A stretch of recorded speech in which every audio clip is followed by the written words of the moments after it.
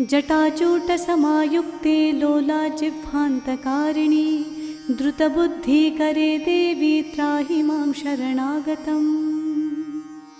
सौम्यक्रोधधरे रूपे चण्डरूपे नमोऽस्तु ते, सृष्टिरूपे नमस्तुभ्यं त्राहि मां शरणागतम्। जडानां जडतां हन्ति भक्तानां भक्तवत्सला, मूढतां हर मे देवी त्राहि मां शरणागतम्।